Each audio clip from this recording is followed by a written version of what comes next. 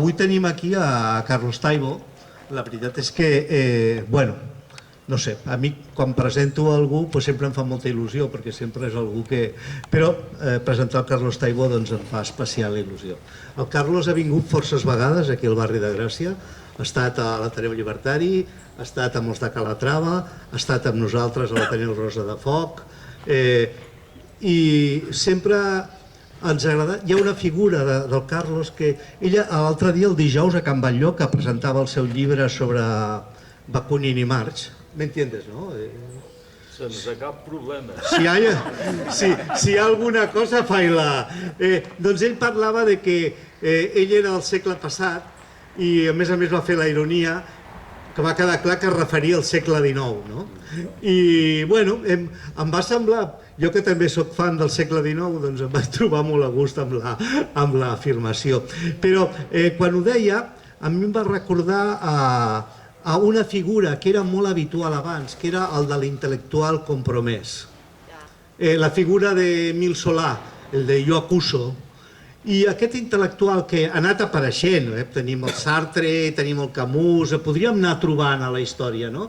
George Orwell, però que tanta falta ens fan, moltes vegades com a referents, com a persones que la seva feina és la de pensar, acumular dades i donar-nos-les perquè puguem treballar amb elles i perquè després les assemblees, les companyes les debateixin i tal, però que ens alimenten.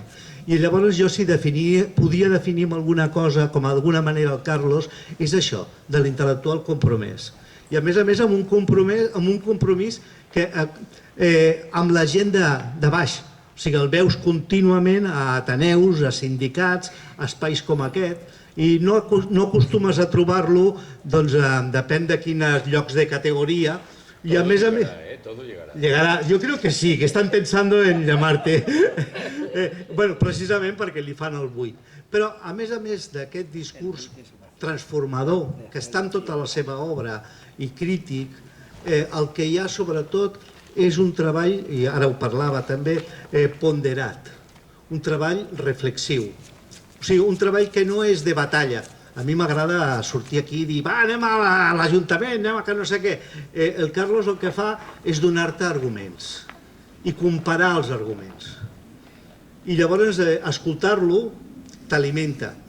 L'altre dia, quan presentava el llibre sobre Bakunin i Marx, que us recomano, ell no negava les seves simpaties cap a Bakunin.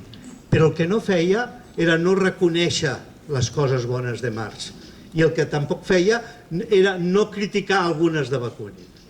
I a més, amb una exposició, pam, pam, pam, pam, pam, pam, pam, que clar, et queda claríssim. O sigui, per això hem convidat al Carlos. En principi la idea que tenia amb la gent d'Agita Gràcia era convidar-lo a l'Ateneu Rosa de Foc per parlar d'aquest llibre, però no coincidíem amb dates i llavors amb ell li anava bé avui i avui teníem aquest espai com a Salvem l'Alzina, i vam pensar que aquí, en comptes de parlar de Marx i Bakunin, era molt més idoni parlar de creixement i de col·lapse. I això és el que vam pactar amb ell, i això li vam proposar. A veure, l'altre dia, el 12 d'octubre, vam tindre una xerrada amb un antropòleg maputxe, i la vam fer allà també sota l'Alzina, però en aquella banda, i era l'Anto, i l'Anto ens parlava dels ancestros. I llavors jo ara no parlaré de gaire cosa més que... Perquè clar, quan ell va dir que ell tenia ancestros vaig pensar, doncs jo també. I parlaré una mica dels ancestros. I després ja escoltem el Carlos. Em permeteu que expliqui això perquè, bueno, em fa il·lusió fer-ho, és molt personal. Aquí quan estem parlant d'aquest espai on l'Ajuntament vol edificar un bloc de 4 pisos i un altre de 4 pisos carregant-se aquestes casetes modernistes, deixant la façana perquè és patrimoni. El que no es té en compte és el valor que té aquest espai dins de la història de Gràcia i el que ha representat. O sigui, l'Ajuntament no té en compte que aquí dintre, a l'època republicana, hi havia un centre cultural on s'elaborava cultura popular i on la secció de cultura estava dirigida per una dona que es deia Sol Ferrer, la filla de Ferrer i Guàrdia. Clar, en cap moment l'Ajuntament ha parlat de respectar el que havia representat aquest espai. Quan ells pensen en fer el bloc de pisos, posar-hi alguna cosa social, però aquí hi ha un fonament de la cultura obrera, popular, de Gràcia. Però també, tampoc expliquen que aquesta alzina, veieu, si la veieu, està com inclinada cap allà i està buscant un espai, perquè aquesta alzina té 200 anys i ha vist moltes coses. I aquell local, aquesta torreta que hi ha aquí, això no ho sabeu, era l'Ateneu Llibertari de Gràcia als anys 32-33. I ara l'arbre s'inclina cap allí, jo no sé, perquè ningú el poda i al final si els hi caurà sobre els propietaris d'ara, tenint en compte que l'Ajuntament ha tallat arrels de l'arbre per aquesta banda. Però sí que busca potser a Zapata. I clar, aquí ningú sap qui és Zapata. Bueno, heu sentit parlar de l'Emiliano Zapata, però no d'Antonio Zapata. Antonio Zapata va ser el primer president d'aquest Ateneu. Vaig tindre el goig de conèixer-lo i cartejar-me. Quan els meus fills rebin l'herència i esperin a veure que els secrets acumulats de capital del seu pare trobaran les cartes del Zapata. No sé si ho valoraran bé. Però el Zapata el que explicava és que ell va ser, com a representant de la CNT, el qui va negociar la socialització del sòl de Barcelona en l'any 38. I va fer que l'Ajuntament de Barcelona aprovés que tot el sòl de Barcelona estaria socialitzat. El que passa que va vindre en Tarradellas des de la Generalitat i ho va vetar. Llavors, en el Zapata, si li parles del dret a la vivenda i li explico que l'Ajuntament d'ara vol solucionar els problemes de vivenda de tot Barcelona edificant 15 pisos aquí, m'imagino el Zapata amb aquell somriure que tenia de iaio dient se les ve el plomero. Perquè aquell senyor sap el que és solucionar el problema de la vivenda. Aquest senyor va viure a les vagues de llogaters dels anys 30, com les que tenim ara també. Aquell senyor va estar, el 19 de juliol em deia, jo combatí la calle Còrsega. Ara fa 90 anys del 19 de juliol. Ara fa 90 anys d'aquella victòria obrera, popular a Barcelona, de la que ningú en vol parlar. Però que jo el que tinc són els rebuts de lloguer del meu avi, aquí al Passeig Alió, i allà ell agafa el rebut del mes de juliol i apunta darrere, fa uns càlculs, i el mes d'agost posa el alquiler ha quedado reducido en un 50% por orden del gobierno i amb el segell de la CNT. Nosaltres, aquesta alzina ha vist el Zapata aquí amb els seus amics, els Cruzados, la Lorda, parlant d'aquestes coses, parlant de la lluita per l'habitatge, la lluita en sèrio per l'habitatge. I això, dir que aquí edificant 14 pisos solucionaran el problema de l'habitatge a Gràcia i a Barcelona, electoralment potser sí, però jo crec que el Zapata riuria molt i estaria amb nosaltres dient que aquí no toca. No toca en una de les ciutats més densificades d'Europa i del món, en un dels barris més densificats d'aquesta ciutat, on l'únic espai que tenim, que no és una plaça dura, és aquest. Més l'espai que els companys de Calatrava van conquerir, i el Jardí del Silenci, que també ens el volen tocar, i el Calatrava també el volen desallotjar. El sentit de que la lluita per l'habitatge l'estem fent, i l'estem fent amb el sindicat d'habitatge, i l'estem fent en demanar moltes mesures que no aplicaran, que canviarien la situació perquè l'habitatge fos digne. Però la lluita per l'habitatge no passa per destruir aquest jardí. Aquesta és la reflexió que us faig i us convido a tots els que esteu aquí a afegiu-vos a la lluita que estem portant per salvar aquest espai. Salvar un refugi climàtic i un espai únic amb aquesta alzina que està en perill quan facin obres. És que es volen carregar els horts, és que es volen carregar això, es volen carregar això altre. És que el pou el tenen tapiat. És que l'alzina no la reguen. Han estat 9 mesos sense regar-la. Després doctor Árbol fa un informe i diu tiene estrés hídrico. Llavors, de tot això i de lo que hi ha darrere, d'aquesta necessitat de transformació ecològica, d'aquest col·lapse que ens ve per aquestes polítiques, que diuen «somos ecologistas» i després diuen «vamos a ampliar el aeropuerto». «Somos ecologistas» i ara es carreguen la selva, aquest cor verd que tenim aquí al Guinardó i han aprovat en l'Ajuntament per fer una residència geriàtrica de luxe privada. O sigui, aquest doble llenguatge que Orwell ja ens va explicar i que ens estan prenent el pèl. I cal dir que no ens prenen el pèl. Jo torno a recordar-me del Zapata, d'aquell somriure per sota el nas que tenia de persona i de la seva companya que no vaig conèixer. Però imagineu-vos, estant a l'exili a França als anys 40, Ana María Cruzado va deixar el Zapata allà a França, va vindre aquí embarassada per col·laborar amb la resistència i per fer d'enllaç. I va estar 2 anys aquí amagada. I sap el que són les lluites de veritat, i no passen per aquests ajuntaments capitalistes que el que volen és fer negoci amb la ciutat. Bueno, Carlos, habla tú, porque es que me enrollo, es que cuando hablo de los ancestros me emociono. Venga. Muchas gracias por haberme invitado.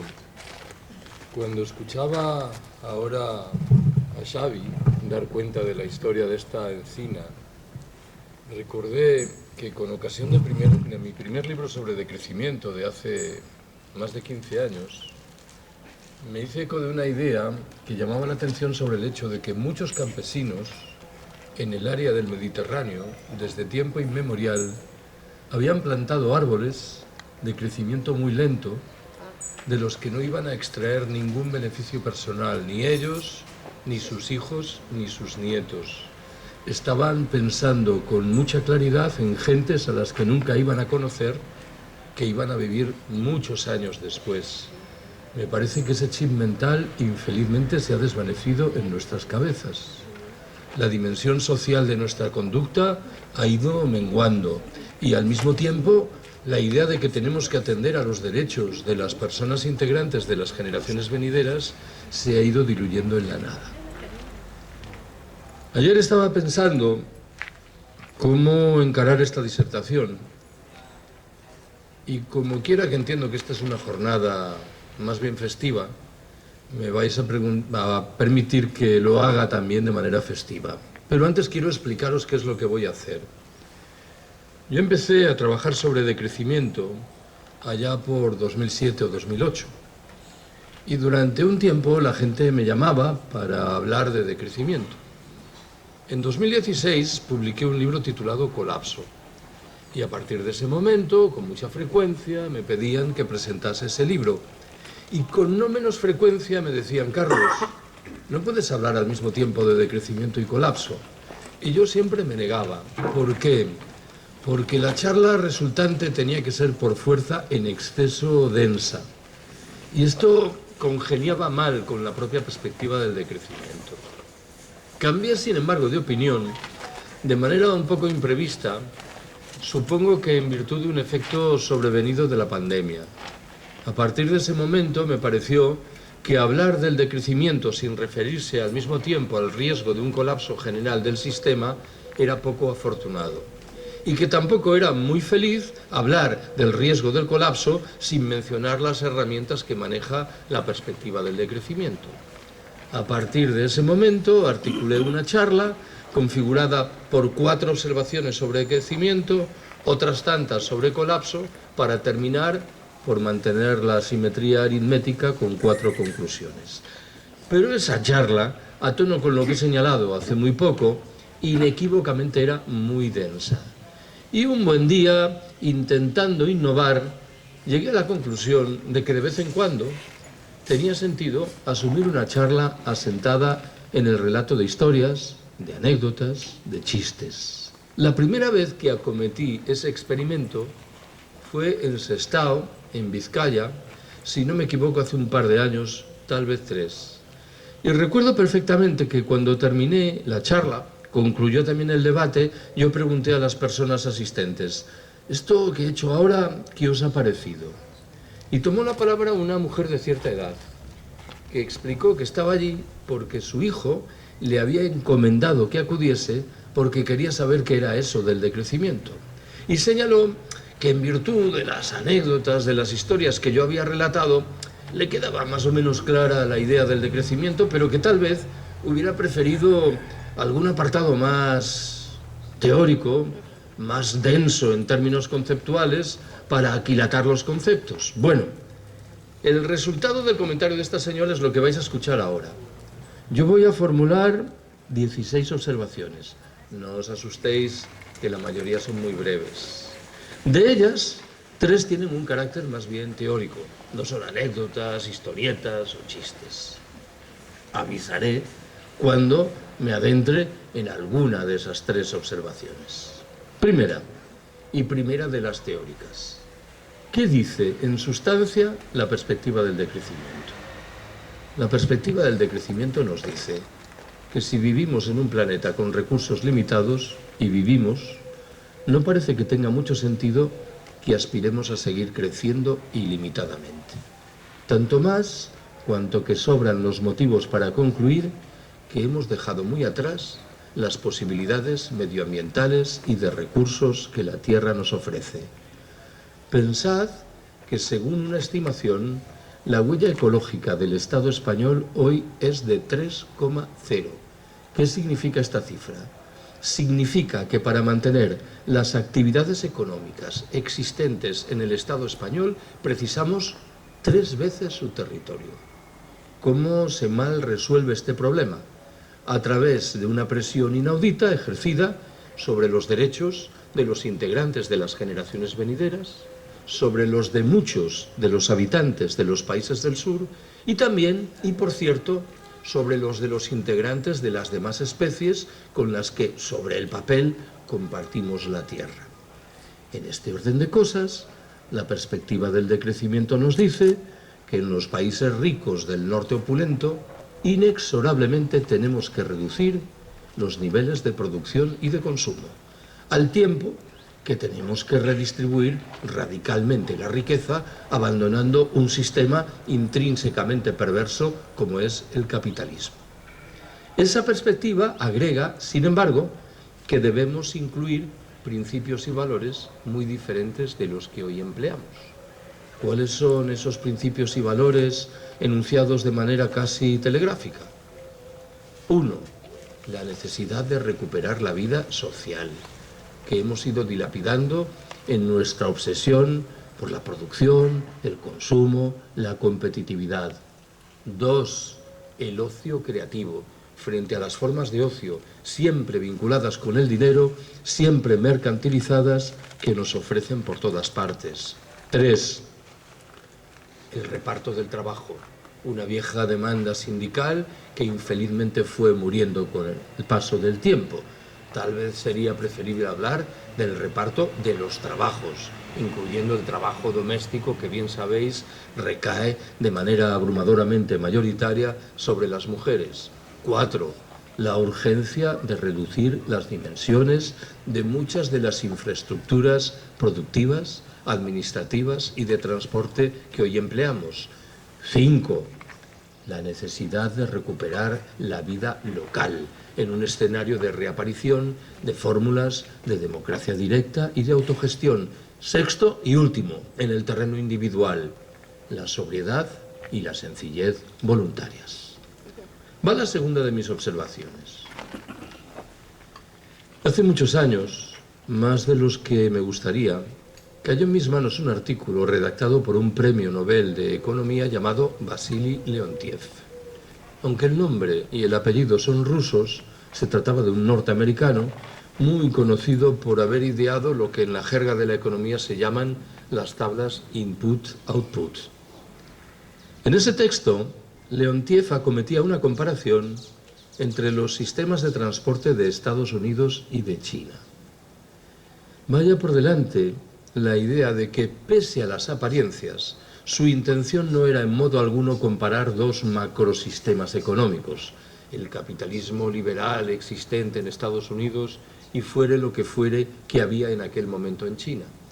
Podríamos sustituir el nombre de China por el de Tailandia o el de Birmania y creo que la tesis quedaría en sustancia igual. Leontiev empezaba diciendo: Estados Unidos disfruta del sistema de transporte más desarrollado del planeta. Cuenta con el mayor número de kilómetros de autovías y de autopistas. Dispone del mayor número de automóviles por habitante. Consume el mayor número de litros de gasolina por habitante y año. Ahora bien, cuando llega el momento de valorar cómo ese hiperdesarrollado sistema de transporte satisface las necesidades objetivas del norteamericano medio, los problemas se manifiestan inmediatamente. El norteamericano medio, decía Leontiev, reside a 55 minutos en automóvil de su puesto de trabajo. Tiene que madrugar mucho cada mañana. Se ve inmerso en gigantescos atascos que dañan sus nervios y dañan el medio natural. Y en fin, por lo común, llega tarde a trabajar. China, proseguía Leontiev, prácticamente ni se asomaba en aquel momento, 40 años atrás, bien sabéis que las circunstancias han cambiado mucho, a los anuarios estadísticos internacionales. En aquel momento en China no había autovías ni autopistas. El número de automóviles de uso privado resultaba ser muy reducido. El consumo de gasolina por habitante y año era irrisorio. Y sin embargo, el chino medio residía a 5 minutos en bicicleta de su puesto de trabajo. Podía dormir 1 hora más que su amigo norteamericano. No se veía inmerso en gigantescos atascos que dañasen sus nervios y el medio natural. Y en fin, solía llegar en hora a trabajar. Leontiev, como podéis intuir, se preguntaba, en términos objetivos, cuál de esos dos sistemas de transporte era más desarrollado, en el buen entendido de que no dudaba en agregar que resultaba más que probable que el chino medio no ingiriese el número de calorías necesario para llevar adelante una vida digna. Tercera observación que quiero haceros. Cuando desde hace mucho he hablado de decrecimiento por ahí adelante, he procurado recuperar una historia ambientada en una región perdida de la Amazonia brasileña. Unos misioneros se adentran en esa región y se topan con unos indios que se dedican a cortar leña con instrumentos extremadamente primitivos. Los misioneros deciden hacer un esfuerzo y regalan a los indios unos cuchillos de acero inoxidable de fabricación norteamericana. Un par de años después, regresan a esa misma región, se topan de nuevo con los indios y uno de los misioneros pregunta: ¿y los cuchillos? ¿Qué tal? Muy bien, responde uno de los indios. Tardamos ahora 10 veces menos tiempo que antes en cortar la leña. Estupendo, tercia el misionero. Supongo entonces que estaréis produciendo 10 veces más leña que antes. El indio responde perplejo: no, señor. Seguimos produciendo la misma cantidad de leña que antes, solo que ahora disfrutamos de 10 veces más tiempo libre, que es lo que sabemos objetivamente guarda relación con nuestro bienestar, con nuestra felicidad. Permitidme que subraye que este chip mental que se ha evaporado en nuestras cabezas de habitantes de las sociedades opulentas es, sin embargo, perfectamente racional y respetable. Ayer en Vilanova y la Geltrú me vino a la memoria que hace no mucho escuché un trecho de una entrevista que Jesús Quintero realizaba a este hombre al que dieron en llamar el Risitas. No sé si lo situáis. Este hombre que tenía una risa compulsiva. En un momento determinado de esa entrevista, Jesús Quintero, ya han fallecido los dos, le preguntaba: oye, Risitas, ¿y a ti qué te hubiera gustado ser? ¿Te hubiera gustado ser médico, ingeniero, arquitecto? Risitas se para un momento a pensar y dice: no, a mí me hubiera gustado ser pensionista. Era una manera mucho más rápida de encarar la cuestión. Vamos a dejarnos de tonterías. Tercera observación que quiero haceros. Cuarta, perdón. John Searson es el principal pensador de lo que se llama el anarcoprimitivismo. Siempre digo lo mismo. Es un pensador desmesurado, pero por momentos tengo la impresión de que solo los pensadores desmesurados son realmente interesantes. En uno de sus textos, Searson glosa las opiniones de una feminista norteamericana muy conflictiva llamada Camille Paya. No me preguntéis cuál es la razón de esa conflictividad. Me limitaré a señalar, al amparo de lo que os voy a contar inmediatamente, que en una dimensión importante se asienta en el carácter provocador de sus argumentos. Paya cuenta que un buen día se asomó a la ventana de su casa en una ciudad en Estados Unidos y se encontró con un camión gigantesco que era portador de una grúa no menos gigantesca. Le vino a la memoria la capacidad tecnológica de los antiguos egipcios y anotó: si las sociedades humanas, en vez de haber estado dirigidas por hombres, lo hubieran estado por mujeres, nunca habríamos alcanzado esa maravilla tecnológica. Seguiríamos viviendo en modestísimas chozas de paja. Searson glosa la opinión de Paya y dice: yo entiendo que la respuesta casi biológica, inercial, ante esa opinión consiste sin más en negar la mayor y en decir: si las sociedades humanas hubieran estado dirigidas por mujeres, habríamos alcanzado el mismo o mayor desarrollo tecnológico que el que tenemos delante de los ojos. Sugiere Searson que no es una respuesta muy inteligente. ¿Por qué? Porque la principal aportación de las mujeres al acervo de la especie humana son esas modestísimas chozas de paja que han permitido que la especie sobreviviera y que en un escenario de más que probable colapso van a ser infinitamente más útiles que los camiones y las grúas que tanto damos en la vida. Quinta observación que quiero haceros. Hace unos años, un buen día, recibí un mensaje que firmaba una mujer que trabajaba en una librería de una capital de provincia española. Olvidemos los nombres. Me explicaba que la librería en cuestión, el año siguiente, celebraba su 50 aniversario y que querían organizar al respecto algunos actos. Y preguntaba en singular por mi disposición a acudir a una mesa redonda con un periodista local para discutir no sé qué materia de la política internacional del momento. Yo respondí que iría encantado siempre y cuando, claro, nos pusiésemos de acuerdo en la fecha. La respuesta se demoró varias semanas, algo que debo confesaros que me molesta mucho. Y era un mensaje muy escueto, en virtud del cual esta señora me decía: ¿y cuánto nos va a cobrar usted por participar en la mesa redonda? Yo respondí inmediatamente y dije: si tienen ustedes dinero para pagarme me parecerá muy bien, pero si no lo tienen, no por eso dejaré de ir. No volví a tener ninguna noticia ni de la mujer ni de la librería. Ya sé que para explicar ese silencio uno puede echar mano de muchos argumentos diferentes, alguno trágico, ciertamente. Pero no creo equivocarme si sugiero que lo que había pasado por la cabeza de esta señora o de sus jefes era la idea de que yo no era la persona adecuada que buscaban. Una librería de postín no podía permitirse traer a alguien que no cobraba por su trabajo. Si hubiera dicho quiero 600 euros, probablemente hubiera respondido inmediatamente aceptando mi propuesta. Esto que os cuento ahora me trae a la memoria un cuento del escritor argentino César Araira. En este caso el protagonista es de nuevo una mujer muy rica en la Alemania de principios del siglo XX. Una mujer por añadidura muy aficionada a la música de violín. Al parecer, esa mujer decidió organizar una fiesta en su casa y quiso contratar al violinista más afamado del momento. Se pone en contacto con él, le realiza la propuesta y el violinista responde: yo iría encantado, pero usted no va a pagar lo que yo pido. ¿Y cuánto pide usted, buen señor?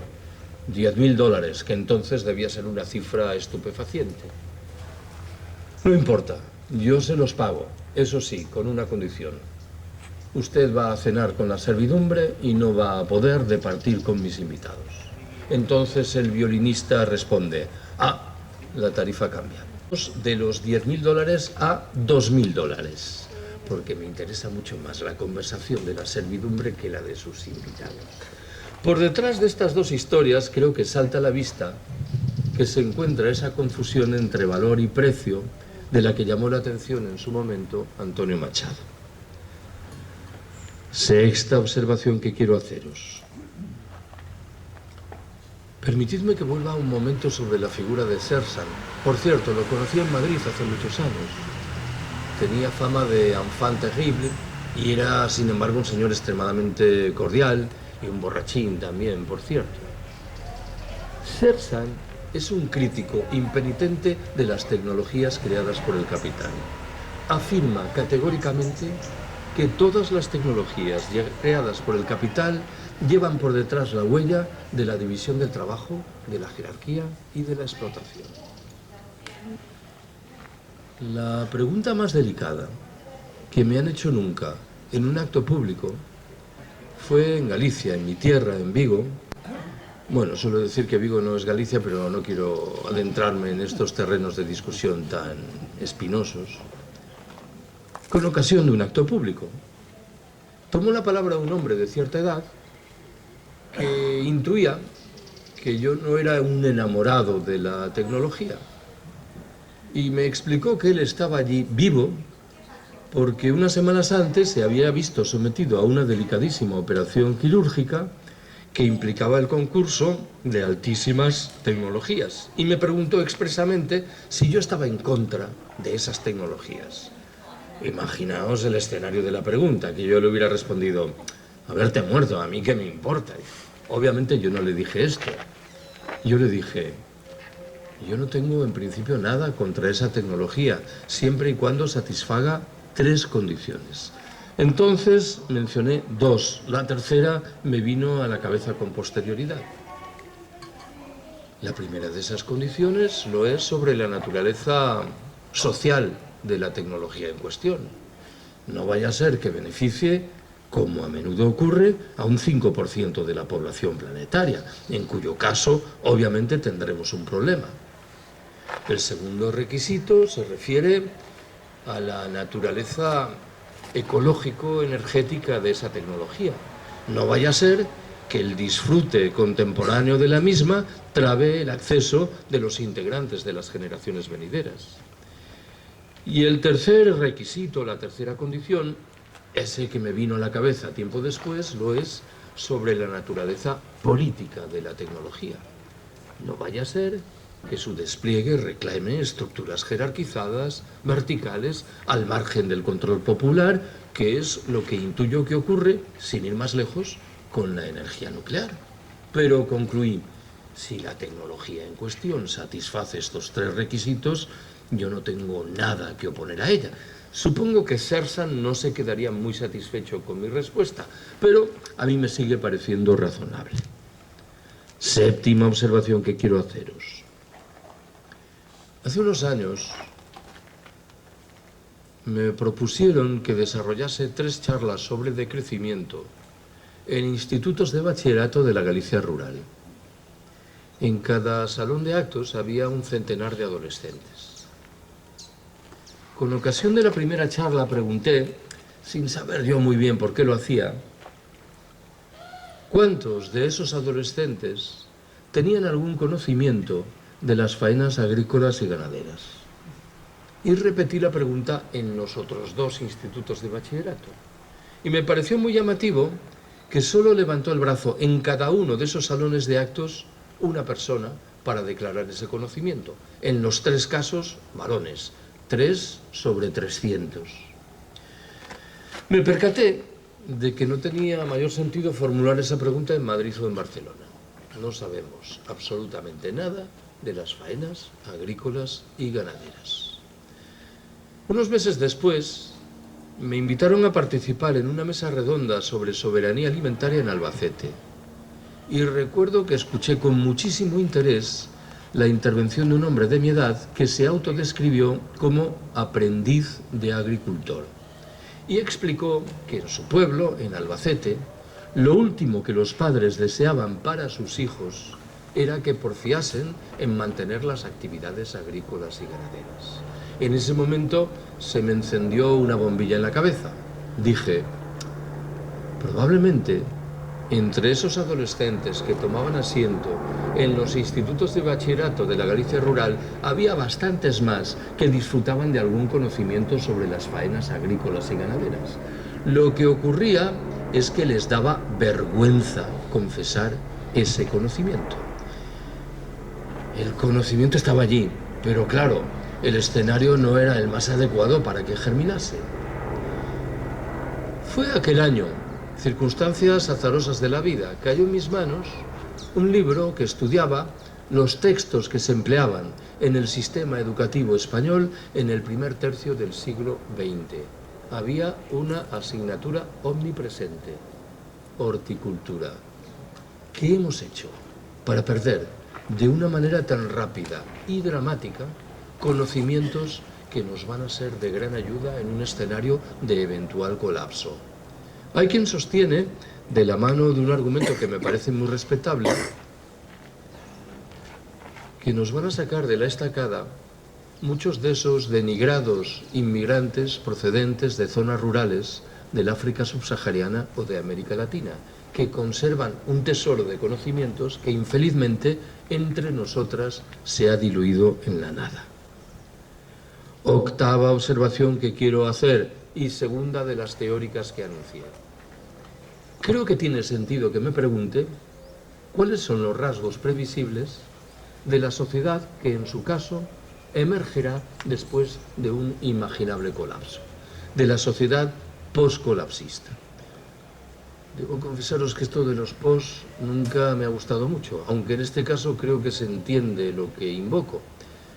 Hace unos años me encontré en Madrid en la calle a un viejo amigo trotskista y le pregunté si seguía siendo trotskista y me dijo, bueno, soy post-trotskista. Y yo me quedé medio perplejo sin saber si procedía a preguntar algo más, porque no me había quedado claro qué era eso de ser post-trotskista. Si es que había asumido un ejercicio de actualización del trotskismo al tiempo contemporáneo, o si es que había tirado ya por la borda por completo el trotskismo. Responder a la pregunta que acabo de autoformularme, los rasgos de la sociedad poscolapsista, reclama dosis muy notables de especulación. Me lanzo, sin embargo, a ello. El primer rasgo será una reducción significativa del tamaño de la población planetaria, que se ajustará, bien es cierto, a patrones diferentes según unas u otras regiones geográficas. El segundo refiere otra reducción, que en este caso afectará a la oferta de energía y dará al traste con la civilización del automóvil tal y como hoy la conocemos y también, y por cierto, con el propio comercio internacional. Pensad que entre el 80 y el 90% de los bienes que mueve el comercio internacional dependen de los containers, de los contenedores, y esta es una herramienta de transporte que está entrando ya en quiebra técnica. En un tercer escalón, el colapso será un golpe muy fuerte que padecerán aquellas instancias que se caracterizan por la centralización y por el uso intenso de energía y de tecnología. En lenguaje más llano, los estados, las grandes empresas, las fuerzas armadas padecerán lo indecible de resultas del colapso. En cuarto término, y en el terreno económico, asistiremos a una vorágine en la que se darán cita un crecimiento económico negativo, el cierre de muchas empresas, la extensión del desempleo y subidas muy notables en los precios de los bienes básicos. Esto me parece que nos empieza a sonar un poco. En ausencia de crecimiento, lo suyo es que el sistema financiero quiebre y se lleve por delante buena parte de la sanidad, de la educación y de las pensiones, con víctimas principales en las de casi siempre, ancianos, mujeres y niños. El golpe, en fin, será sin duda mucho más fuerte en las ciudades que en el campo, en el buen entendido de que no todas las ciudades lo llevarán igual. Saldrán relativamente mejor paradas aquellas que están en encrucijadas de caminos, que cuentan a su alrededor con superficies agrícolas importantes, que disfrutan de agua en abundancia y que tienen un carácter más bien vetusto y tradicional. El de ciudad, que padecerá lo indecible de resultas del colapso, lo ha aportado ya Detroit, la meca de la industria automovilística norteamericana, que ha experimentado su propio colapso en los últimos lustros. Aunque ratifico la tesis de que el escenario será más llevadero, en el mundo rural acabaremos por pagar los platos rotos derivados del mal uso de los suelos, de la mecanización, del monocultivo, de la mercantilización de todas las relaciones. Mucho me temo que, infelizmente, los problemas del mundo rural no terminarán ahí. ¿En qué estoy pensando? En los últimos años he tenido muchas oportunidades de hablar de estas materias en lugares de la Iberia vaciada, en las comarcas más deprimidas.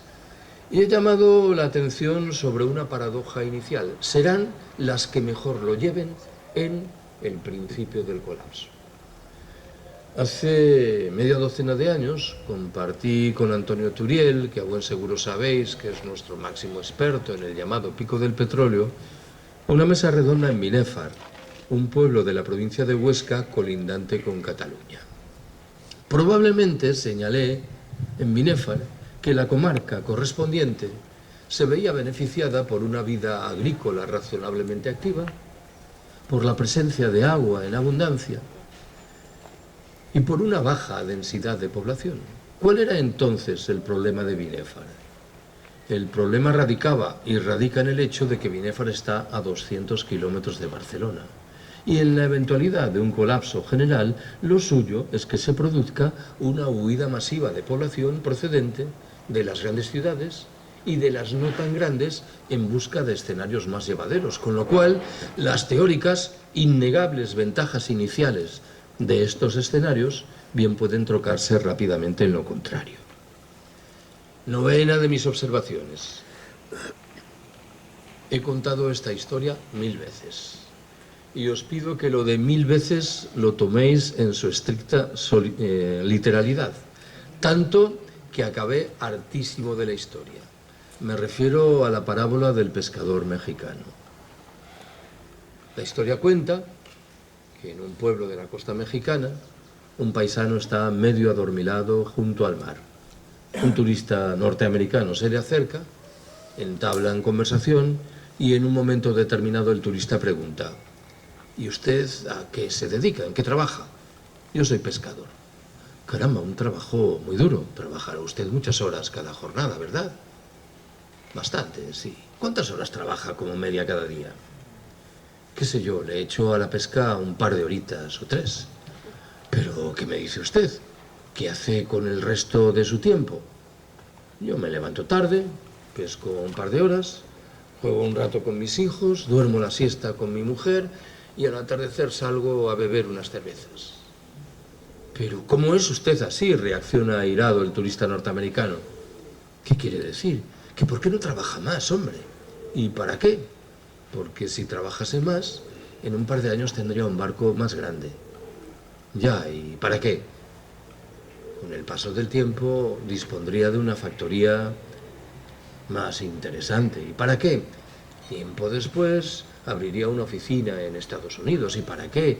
Más adelante abriría delegaciones en la Unión Europea. ¿Y para qué? Las acciones de su empresa cotizarían en la bolsa. ¿Y para qué? Sería usted inmensamente rico. ¿Y para qué? Bueno, qué sé yo, al cumplir usted 65, 70 años, podría retirarse de trabajar y venir a vivir aquí a este pueblo para levantarse tarde, pescar un par de horas, jugar un rato con sus nietos y dormir la siesta con su mujer, saliendo a beber unas cervezas por la tarde. Todo aquello que se le ofrecía luego de decenios de trabajo extenuante era, paradójicamente, aquello de lo que ya disfrutaba en el momento presente.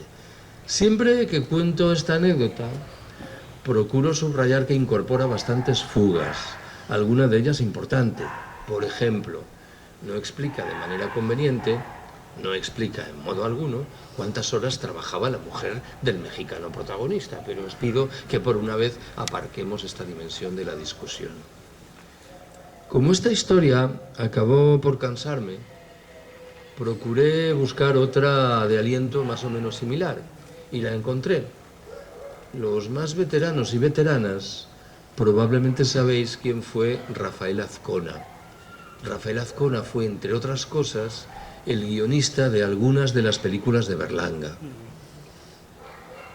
Azcona contaba que en la década de 1950 hizo un viaje en coche entre Madrid y Zaragoza.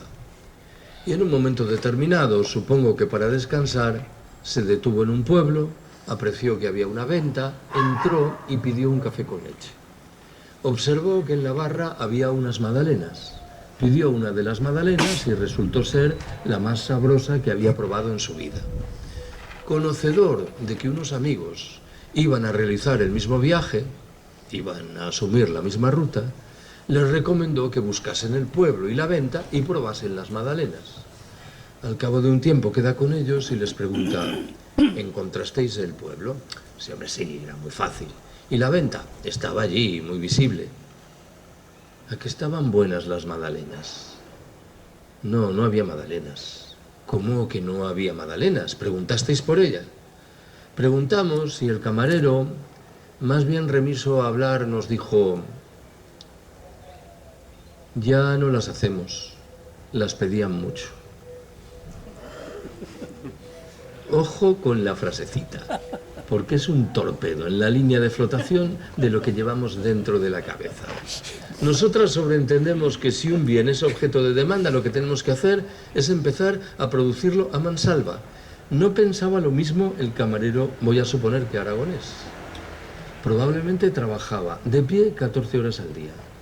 Y la única conversación que mantenía era la derivada de escuchar un café con leche, un cortado y 2 magdalenas. Había decidido recuperar su condición de homo y abandonar la condición de homo economicus, para empezar a trabajar 6 horas y hablar con los paisanos de lo que le interesase. De fútbol, no me importa. Bueno, no solo no me importa, me parece muy bien. Permitidme que subraye que ni el pescador mexicano ni el camarero aragonés eran revolucionarios. No estaban promoviendo un orden social alternativo. Eran simplemente resistentes. Gentes que se negaban a aceptar las imposiciones del capital en un ámbito tan decisivo como es el del trabajo. Décima observación que quiero haceros. Es una materia sobre la que me gustaría trabajar en serio, pero nunca lo he conseguido. No sé si es por falta de tiempo o porque me faltan mimbres para asumir esa tarea. Me refiero a la dimensión generacional de muchos de los conceptos que emplea la perspectiva del decrecimiento. Pongo un ejemplo de lo que quiero decir. De que los conceptos que antes invoqué, de sobriedad y de sencillez voluntaria, tienen un significado diferente a los ojos de alguien con 80 años de edad, de alguien con 40 o de alguien con 15. Como no estoy en condiciones de escarbar más en la teoría, no me queda más remedio que proponeros algún ejemplo de lo que quiero decir. Va el primero de esos ejemplos. Se refiere a una figura que entiendo yo ha desaparecido de nuestros trenes. La de un anciano o una anciana que procedían a comer en el tren y que al efecto sacaban un bocadillo y una pieza de fruta. El arrobo con que contemplaban y manoseaban esos alimentos solo podía explicarse porque en algún momento de su vida les faltaron. Quienes hemos nacido después tenemos una relación mucho más fría y mucho menos inteligente con los alimentos. Pareciera como si diésemos por descontado que están ahí a nuestra disposición sin hacernos ninguna pregunta al respecto. Segundo ejemplo. Durante mucho tiempo en Madrid, todos los años, recibí una llamada de un grupo de mujeres muy mayores que organizaban ciclos de conferencias. Creedme que la edad media de estas mujeres estaba por encima de los 80 años. En una ocasión, cuando recibí esa llamada, me preguntaron de qué quería hablarles y yo dije que quería hablarles del decrecimiento. Pero lo cierto es que el día previsto para mi charla yo no tuve tiempo de prepararla. Prepararla, en este caso, significa sentarte un momento en una mesa, pensar quién te va a escuchar, reorientar los ejemplos, las anécdotas, de tal forma que le conté a estas buenas señoras lo que suelo contar cuando hablo de decrecimiento por ahí adelante. Y debo confesaros que lo hice cargado de cautelas. Temeroso, voy a ser un poco exagerado, de que me linchasen en la salida. Bueno, no fue esto lo que ocurrió. Creo que estas buenas señoras entendieron rapidísimamente lo del decrecimiento. ¿Por qué? Especulo. Probablemente volvieron la mirada a la década de 1950, una etapa singularmente dura de sus vidas, el franquismo más oscurantista y ultramontano. Y sin embargo, el recuerdo que tenían de lo que acabo de llamar sobriedad y sencillez voluntaria era manifiestamente grato. Estoy hablando, para que me entendáis, de un momento en el que un jersey tenía que durar 10 años y en el que era literalmente impensable tirar a la basura un mendrugo de pan. Estas buenas señoras, claramente insertas desde mucho tiempo atrás en la rueda de la sociedad de consumo, conservaban dentro de la cabeza un espacio razonablemente virgen que, convenientemente estimulado, podía provocar sorpresas agradables. Recupero un tercer y último ejemplo de esto de las generaciones. No sé muy bien cuántos años hace que se aplica en las universidades de los Estados miembros de la Unión Europea el llamado Plan de Bolonia. Creo que son unos 15. En términos pedagógicos, Bolonia acarrea la entronización de la figura del seminario. El profesorado se ve obligado a impartir seminarios y seminarios, y el alumnado a padecerlos. Yo llegué a la conclusión de que el único uso razonable de ese tiempo se asentaba en destinarlo a organizar debates con el alumnado. No lo he dicho bien, debates del alumnado. Yo intentaba oficiar de mero moderador de las discusiones.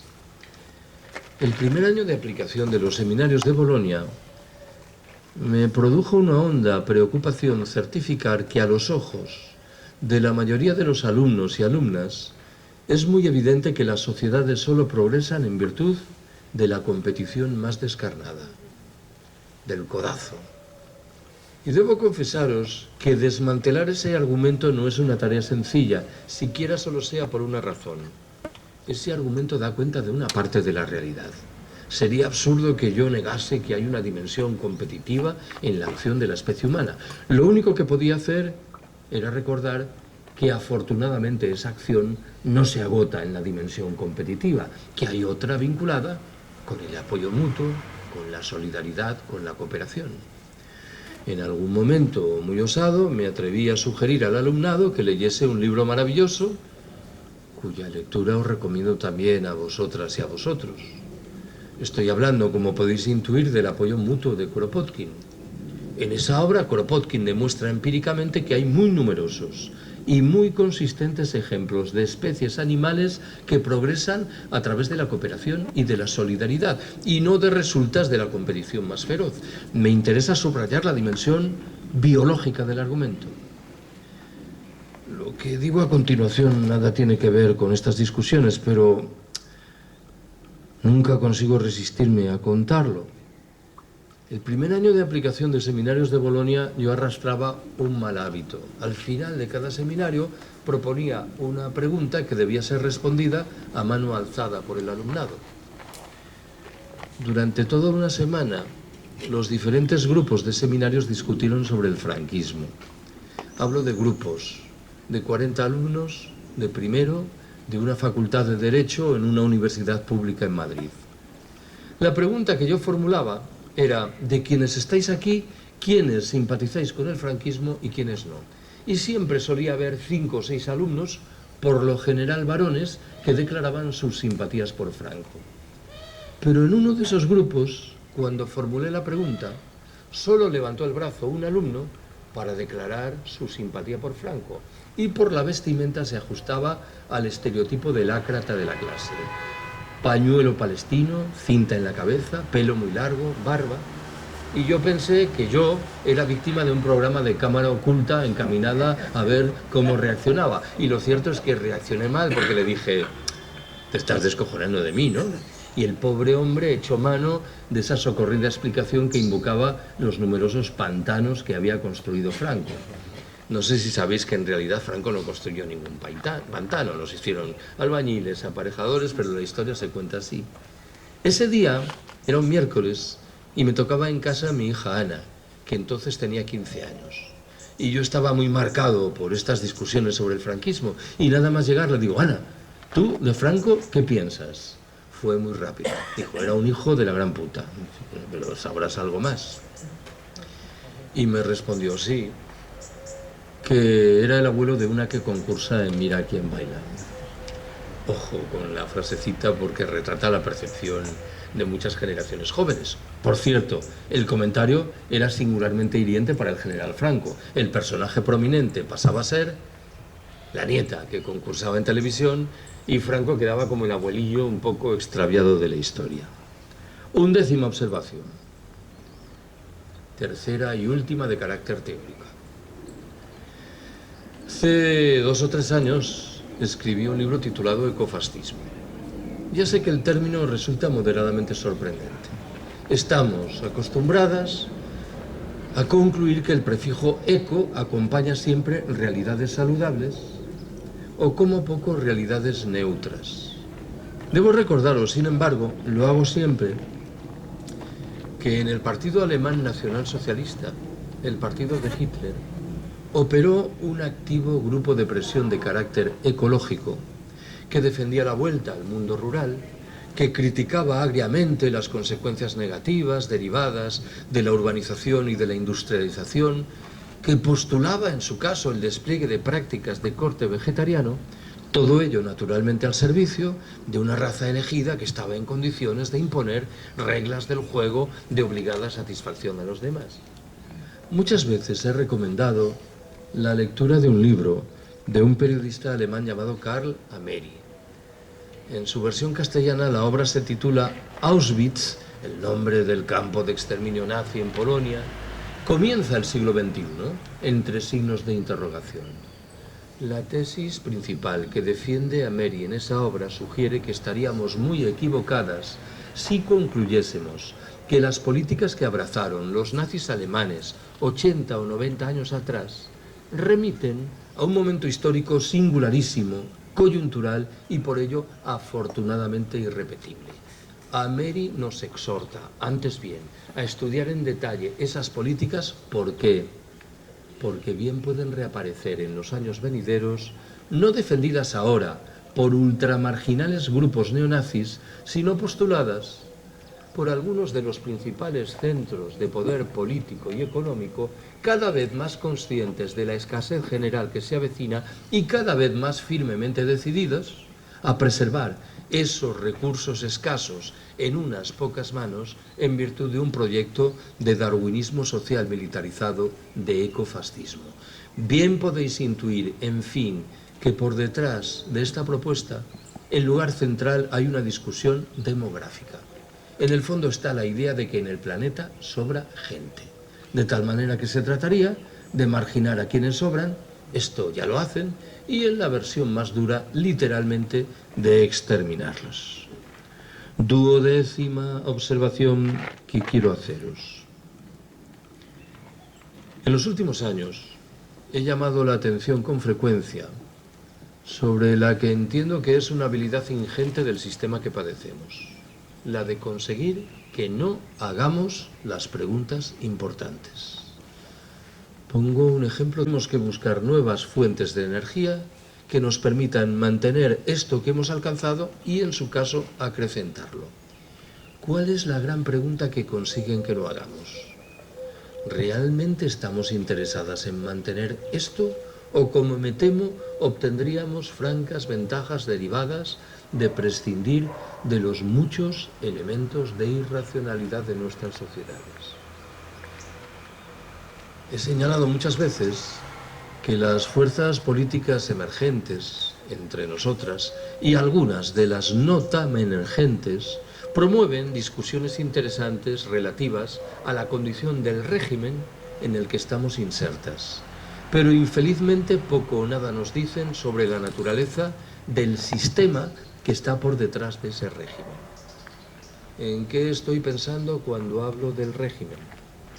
En el bipartidismo, en la corrupción, en los problemas en materia de división de poderes o en la propia discusión española sobre la república y la monarquía. ¿En qué estoy pensando, en cambio, cuando me refiero al sistema? En todo aquello de lo que no hablan los tertulianos de las radios y de las televisiones. En el capitalismo, en el trabajo asalariado, en la mercancía, en la alienación, en la explotación, en la plusvalía, en la sociedad patriarcal, en las guerras imperiales, en la crisis ecológica, en el propio colapso. Siempre que enuncio esta retahíla de sustantivos, procuro rescatar uno: plusvalía. No estoy pensando ahora, como podéis intuir, en ese impuesto que hay que pagar cuando se produce la compraventa de una vivienda. Estoy pensando, antes bien, en el concepto de plusvalía desgranado por Marx en el primer libro del Capital, cuando estudia cómo los empresarios explotan a la mano de obra y obtienen el beneficio. Hace unos años corrió por las redes sociales una frase redonda que creo daba en el clavo de la cuestión. Con ironía decía: tú que estás tan preocupado, tan inquieto, tan indignado con la corrupción, ya verás cómo vas a flipar el día en que te enteres de lo que es la plusvalía. La corrupción es un fenómeno inquietante, sistémico, pero lo de la plusvalía remite a la explotación cotidiana, los 365 días del año de miles de millones de seres humanos. ¿Cuánto tiempo dedicamos a discutir sobre la corrupción y cuánto asignamos a la plusvalía? Me temo que el panorama es literalmente desolador. 13ª observación que quiero haceros. También me da últimamente por llamar la atención sobre una intuición que expreso de nuevo con un punto de ironía. Tengo la sospecha de que cuando hablo en público de estas materias, la mitad de las personas que me escuchan piensan que soy un optimista sin posibilidad de salvación y la otra mitad estiman que soy un pesimista incorregible. No preciso aclararos que yo digo lo mismo para las primeras y para las segundas. Sospecho que al respecto tiene mucho mayor relieve lo que cada cual lleva dentro de la cabeza que lo que yo objetivamente esté señalando. Sirve esto que acabo de decir para introducir un argumento que bebe de lo que voy a describir como un optimismo mesurado, que tiene su origen en dos circunstancias diferentes. La una relativa a algo que puede ocurrir en los países ricos del norte opulento y la segunda vinculada con una realidad ya consistente en muchos recintos de los países del sur. Nuestro problema no es la lluvia, Xavi. Son unos traidores, ¿eh? Siempre lo hacen para... Bueno. ¿Cuál es el primero de esos factores? Creo que tenemos el derecho y la obligación de pensar qué ocurrirá en los países ricos del norte cuando las señales anunciadoras del colapso sean aún más claras que las que ya tenemos delante de los ojos. ¿Por qué habríamos de rechazar el horizonte de que una parte significada de la población opte por respuestas de carácter colectivo asentadas en el apoyo mutuo solidario? Y lo haga no en virtud de ningún razonamiento ideológico, no en virtud de la lectura de Kropotkin o de Marx, sino de resultas de la certificación de que esas respuestas son mucho más eficientes que las que nacen del sálvese quien pueda. ¿Qué es lo que me ronda en la cabeza cuando anuncio este argumento? He sostenido muchas veces que creo que hemos prestado muy poca atención a esos grupos de apoyo mutuo que germinaron en los momentos iniciales de los confinamientos hace 5 años y medio. Me interesan por varias razones. La primera es la menos relevante, tiene un carácter lingüístico, filológico. Me refiero al hecho, pese a todo llamativo, de que muchos de esos grupos decidieron autodescribirse como eso, grupos de apoyo mutuo. Es el término que da título al libro de Kropotkin que antes invoqué. Mayor relieve tiene la segunda circunstancia. hasta donde llega mi conocimiento, que admito que es limitado, en la mayoría de los casos esos grupos fueron creados por la gente común y no por activistas hiperconscientes de movimientos sociales críticos. Era la gente de a pie, honestamente preocupada por los problemas que acosaban a sus vecinos o vecinas. La tercera y última razón me invita a identificar una obviedad. En esos grupos había una franca preeminencia de mujeres. Cuando lo que está de por medio es el mantenimiento de la vida, las mujeres están o suelen estar un paso por delante. Esto que acabo de contaros suelo acompañarlo de una recomendación encarecida de lectura. Me refiero a un libro de una ensayista norteamericana llamada Rebecca Solnit. En la versión castellana, la obra se titula Un paraíso en el infierno. En sustancia, es un estudio de cómo los integrantes de las clases populares reaccionan en escenarios de catástrofe. Solnit concluye que, a diferencia de lo que ocurre con los miembros de las clases pudientes, los de las clases populares reaccionan con alegría, con eficacia y con solidaridad. Me parece que mantener abierta esta discusión y con ella las prácticas en las que tiene que concretarse es una tarea muy honrosa. ¿Cuál es el otro factor que anuncié movía el carro de un optimismo mesurado? En muchos recintos de los países del sur perviven culturas precapitalistas que se han fundido de manera bien interesante con proyectos orgullosamente anticapitalistas. Entiendo yo que esto ha sucedido con todas las limitaciones y contradicciones que queráis en Chiapas, en México, al calor del zapatismo, o en Rojava, esa franja de territorio mayoritariamente poblada por kurdos, situada al norte de Siria, al amparo de lo que han decidido llamar confederalismo democrático. En estos dos escenarios y en otros muchos se han forjado economías autogestionario-cooperativas que recelan de la institución Estado, que rechazan por igual lo que significan el capitalismo liberal y el socialismo de cuartel, que han colocado a las mujeres en el núcleo del proyecto emancipador, que muestran un empeño singular en preservar sabidurías ancestrales y que exhiben una actitud de respeto puntilloso por la naturaleza y sus reglas. Creo que haríamos bien en mirarnos en el espejo de estas gentes. 14ª observación. Me parece que estoy obligado a formular una pregunta. ¿Vamos a conseguir esquivar el riesgo de ese colapso al que me he referido en varias oportunidades? En mi intuición, subrayo que incorporo una intuición, la respuesta es no. Lo que está a nuestro alcance es mitigar algunas de las consecuencias más negativas del fenómeno y postergar un poco en el tiempo su manifestación. Debo confesaros, lo hago siempre, que este segundo horizonte, lo de postergar esa manifestación en el tiempo, no acaba de convencerme. ¿Por qué? Lo que me ronda en este caso en la cabeza es el título, moderadamente humorístico, de un libro de un norteamericano llamado John Michael Greer. En una imaginable traducción castellana, ese título rezaría: colapse ahora y evite aglomeraciones. La tesis principal de Greer viene a decir: si inexorablemente vamos a colapsar, ¿no será lo más inteligente que empecemos a construir ya los rasgos de la sociedad poscolapsista? Ahora que el cambio climático todavía no ha hecho sentir sus consecuencias más negativas. No sé si retirar esta frase, pero en fin, vamos a dejarla ahí. Está cayendo el sol bien, ¿no? Sí. Ahora que todavía contamos con materias primas en cantidades importantes, desde el recordatorio, esto es importante, de que la mayoría de los colapsos registrados en el pasado tuvieron consecuencias saludables en lo que hace a desjerarquización, reruralización y autonomía local, y desde la intuición, en fin, de que el colapso puede borrar de un plumazo muchos de los problemas que nos acosan en lo que se refiere a la propiedad privada y a la deuda. 15ª observación que quiero haceros, y penúltima. De un tiempo a esta parte, de nuevo, me da por formular 3 consejos. ¿Cuál es el primero?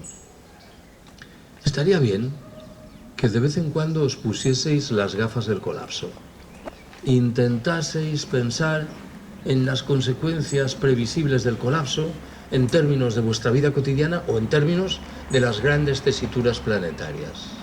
Pongo un ejemplo de lo que quiero decir. Yo soy gallego. Desde que era un adolescente escuché que la gran tragedia de la vida económica, y singularmente de la vida económica rural gallega, era el minifundio. El hecho de que la propiedad de la tierra esté tan fragmentada que las explotaciones a duras penas van para vivir. No es para dentro de 30, 50 o 100 años. Es un debate que debe estar ya sobre la mesa y nunca mejor utilizada la expresión. Segunda recomendación. Cuando voy por ahí adelante hablando de estas materias, suelo sugerir la conveniencia de desarrollar un estudio serio, multidisciplinar, en lo que hace a las previsibles consecuencias del colapso en el lugar en el que estamos, un pueblo, una comarca, una provincia, una región, lo que fuere. Propongo de nuevo un ejemplo de lo que tengo en la cabeza. Hace 2 o 3 años presenté ese mismo libro, Iberia vaciada, en Palencia, Palencia con P de Pontevedra. En un momento determinado, en el debate, muy osado yo, me atreví a señalar que Palencia era una ciudad que satisfacía razonablemente los requisitos para un colapso mal que bien llevadero que recordaréis que invoqué antes.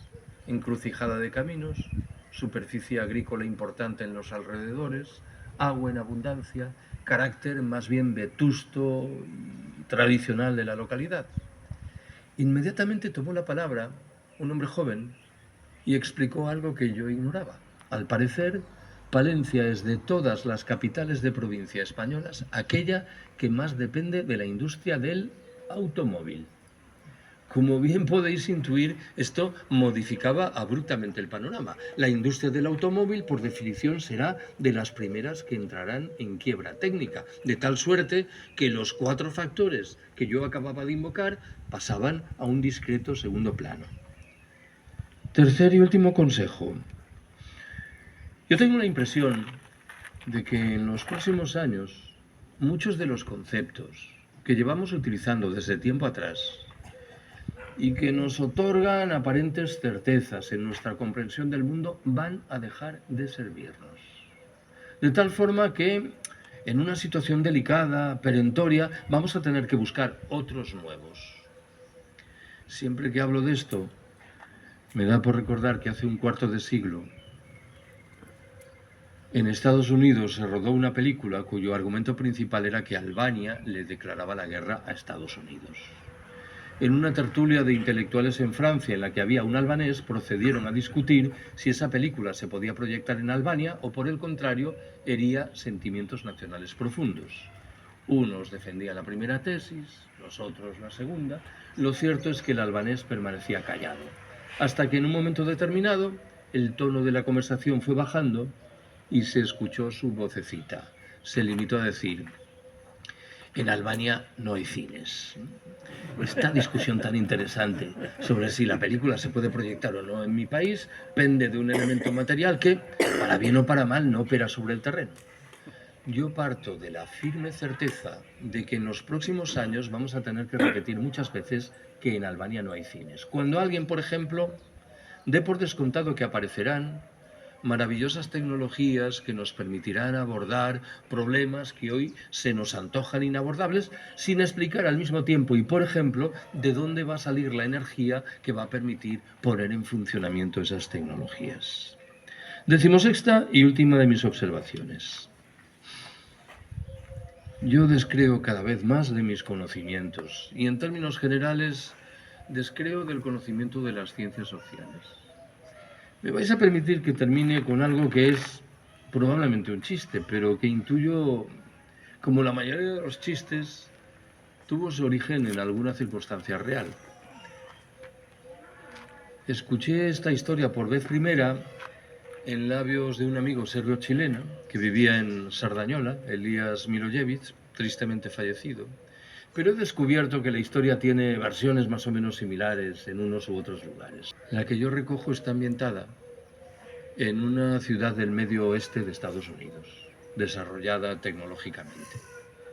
En las afueras reside una comunidad indígena, una tribu india, que vive a mitad de camino entre el desarrollo tecnológico y sus usos tradicionales. Un mes de agosto, los responsables de la tribu se dirigen al chamán, al líder religioso, y le preguntan cómo va a ser el invierno siguiente. El chamán, sin margen para la duda, responde: va a ser un invierno durísimo, nevadas permanentes, fríos extremos. Los indios se marchan y se ponen a cortar leña como posesos. Llega septiembre y se repite la jugada. Los responsables de la tribu se dirigen de nuevo al chamán, le formulan la misma pregunta, el chamán responde lo mismo, los indios siguen cortando leña como posesos. En octubre y en noviembre las circunstancias son las mismas. Le preguntan al chamán, responde que el invierno va a ser durísimo, nevadas permanentes, fríos extremos, los indios siguen cortando leña. Llega diciembre y ya veis que los responsables de la tribu eran un poco pesaditos, se dirigen de nuevo al chamán y le preguntan cómo va a ser el invierno, este responde que va a ser durísimo, se marchan para seguir cortando leña y el chamán se queda solo y le entra el canguelo y dice para sí: a ver si voy a estar metiendo la pata y el invierno va a ser muy suave. Voy a pedir cita en la estación meteorológica local y voy a preguntar cómo va a ser el invierno. Así lo hace, lo recibe el director de la estación meteorológica y le dice: pues, ¿en qué puedo ayudarlo, buen hombre? No, quiero saber cómo va a ser el invierno que entra ahora.